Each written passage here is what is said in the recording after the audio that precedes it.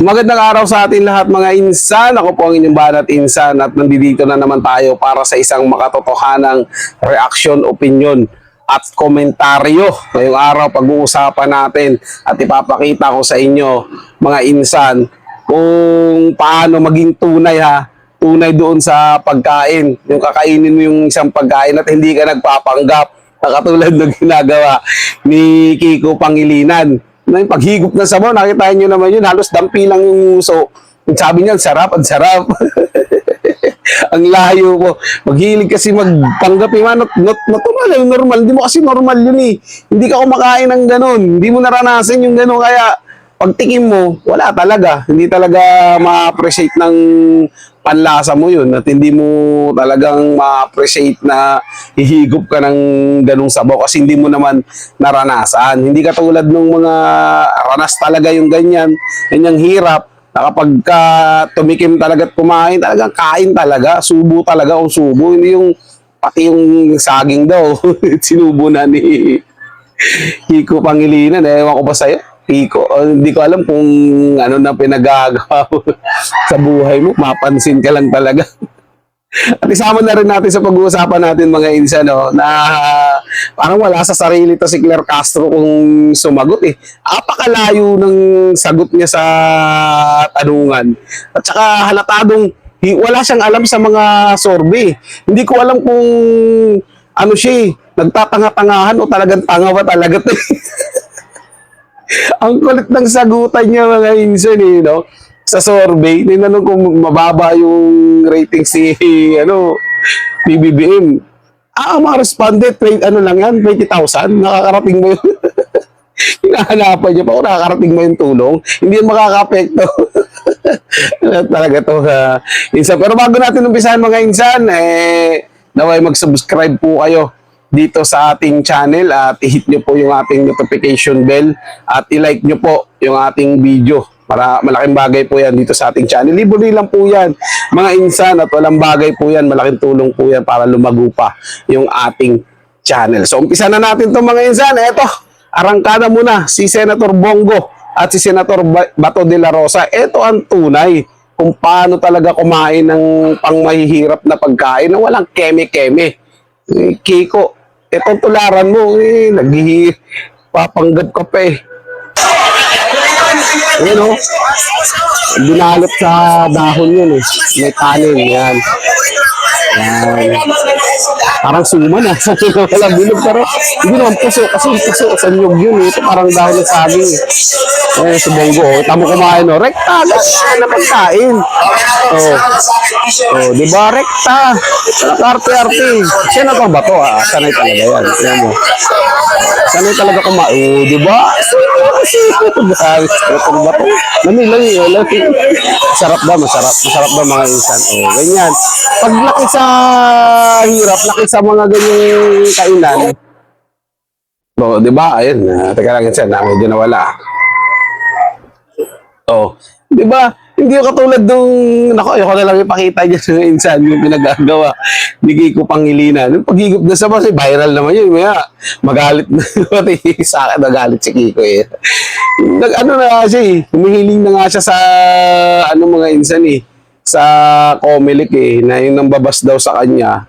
Anuhin daw. Hindi ko alam kung anong gagawin. Kung ayaw mo mabas kasi, diba? Tabulol talaga. Kung ayaw mong mabash, dapat ipakita mo yung natural. Huwag ka na magpanggap. Kasi alam naman ng mga tao na hindi ka ganyan eh. Di ba? Hindi katulad nila Senator Bato, Senator Bongo. Sanay silang kumain ng ganyan. Kasi Tatay Digong ngayon kumakain sa karinderya. Di ba nakita? Nagkakamay kahit ano. Pang mahirap na pagkain. Ayaw niya ng munggo tsaka tuyo nga lang. Katalo na kay Tatay Digong Duterte. Di ba?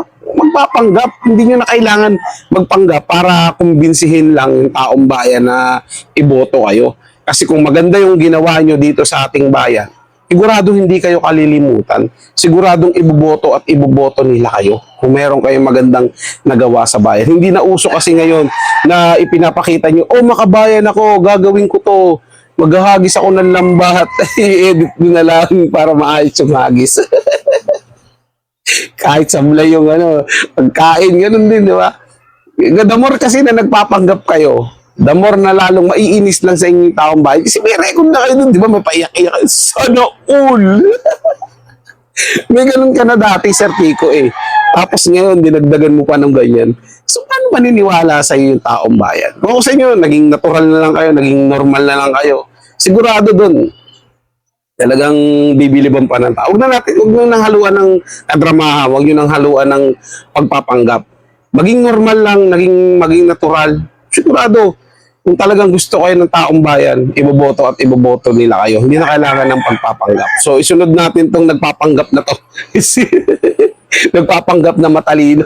Hindi ko alam talaga kung, kung bakit nakuha o paano nakuha to ni BBM eh. Ginawa niyang secretary o undersecretary niya sa palasyo. Alingkera na, ang layo ng sagot. Lutang na lutang yung mga sagutan. Kaya yung taong bayan tuloy, walang makuha na amang sagot sa kanya dahil ang gulo-gulo niya talaga. Ang gulo-gulo niya magpaliwanag. Pagkadating sa Duterte, ang bilis niya eh. Ang bilis niya, ganito, magganto yung Duterte. Pag walang Duterte, bawal eh. Okay, ito, pakinggan natin yung tanong sa kanya. Merong lumabas na Pulse Asia survey na nagpapakita na malaki po yung ibinaba ng approval at trust ratings ni President Marcos. How concerning is this for the President? Nalaman po natin na ang respondents dito ay 2,400. Kita mo? So, sa 2,400, hindi...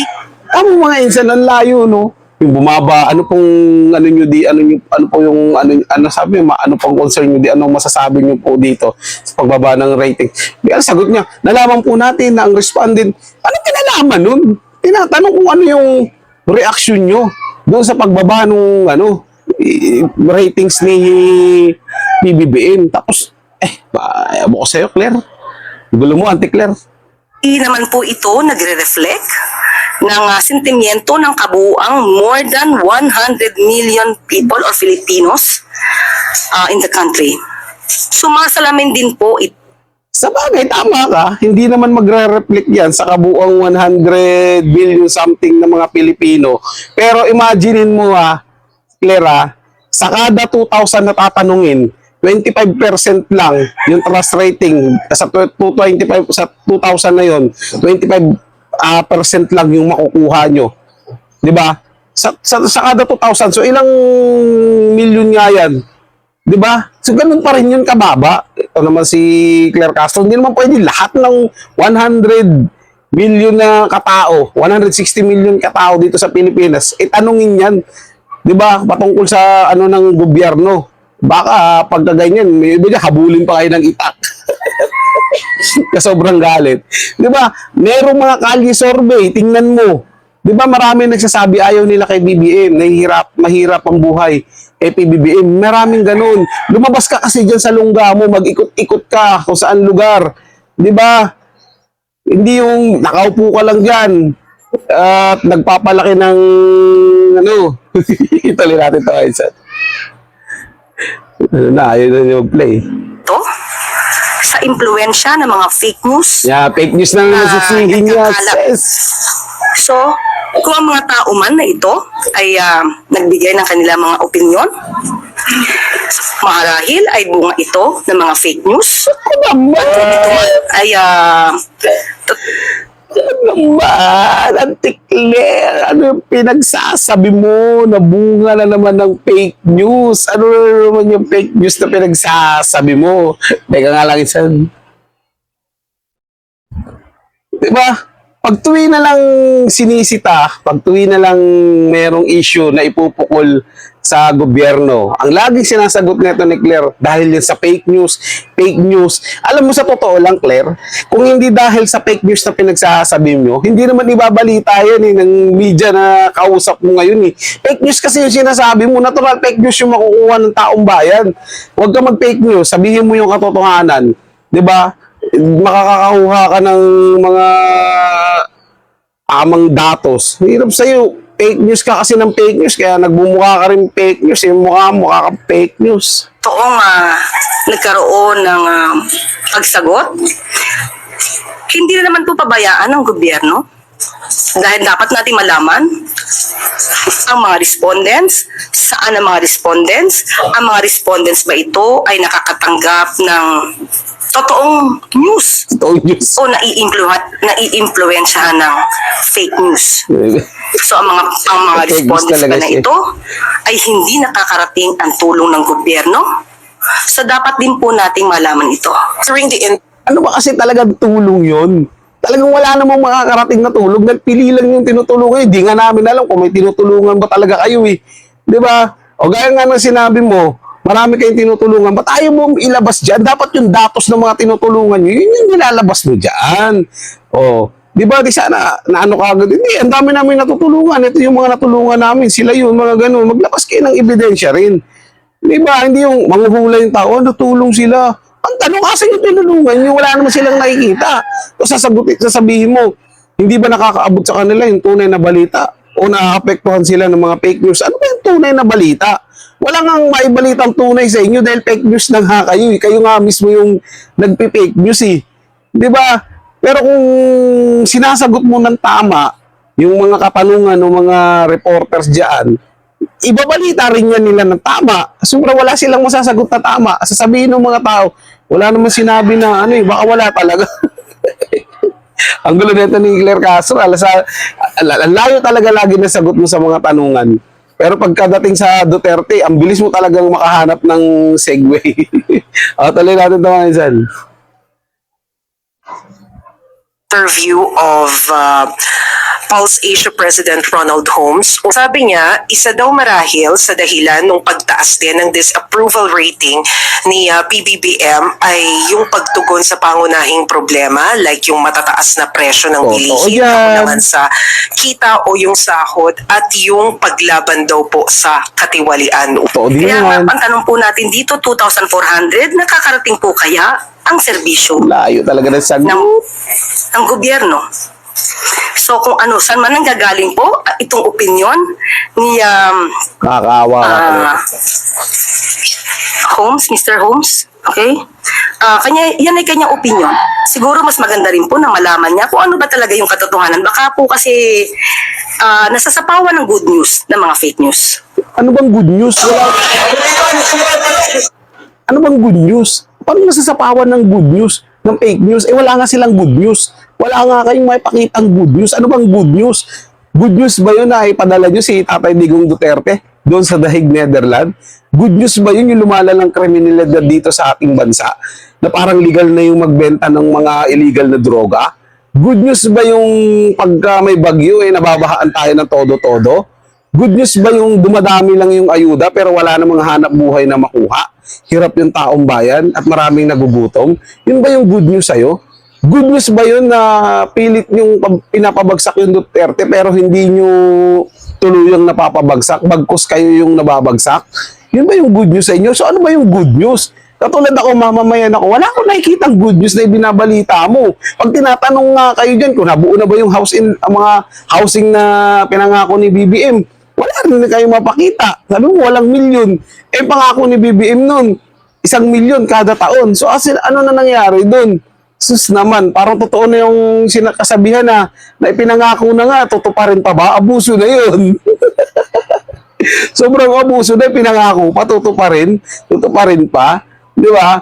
Ayusin mo lang kasi sagot mo, Auntie Claire. Dapat kasi malinaw sa taong bayan yung magiging sagot mo, hindi yung nakakarating mo sa kanya yung tulong. Yung sa respondent na yan, o baka nasasapawan ng fake news. Yan si Holmes na yan. Si Holmes ba? O baka ano yan, hindi niya alam yung katotohanan dahil nasasapawan na lang ng fake news. Ay, naku, yung tinatanong nila, random na tao yan. Kahit sino naman sorbe, kahit sa mga kali sorbe, random na tao. Ikaw, Auntie Claire, subukan mo kaya mag-kali sorbe ka. Di ba vlogger ka naman? I-vlog mo sa lugar mo, mag-kali sorbe ka. Itanong mo kung satisfied na yung mga tao sa pinagagawa mo dyan sa Malacanang. Baka ultimo pati kapitbahay mo sabihin, umayos ka nga, nakakahiya ka. Ang gulo mo sumagot eh. Ikaw, kaya ka kinuha siguro dyan ni BBM para guluhin lalo yung kaisipan ng taong bayan. Di ba? kapag tinanong ka ng maayos, ang isasagot mo, isa rin din tanong, dahil ba ito sa ano? Mayroon ba ganito? Ang gulo mo. Imbis na rektahin mo na lang yung sagot doon sa mga tanong, paligoy-ligoy ka pa. Iniikot-ikot mo lang eh. Pero ang dating din naman nun, malaking ano yun, malaking epekto yun sa pagkatao o sa pagiging presidente ni BBM. Malaking epekto yun. Hindi niya kayang tugunan yung mataas na bilihin. 'Di ba? Wala siyang sagot diyan. Yung kriminalidad, 'di ba? Yung hindi niya kayang sugpuin, yung korupsyon. Paano nga naman niya susugpuin kung pinsan niya yung pangulo? Ano mga insan, no? Paano mo susugpuin yung pangunahing korupsyon kung yung pinsan mo yun?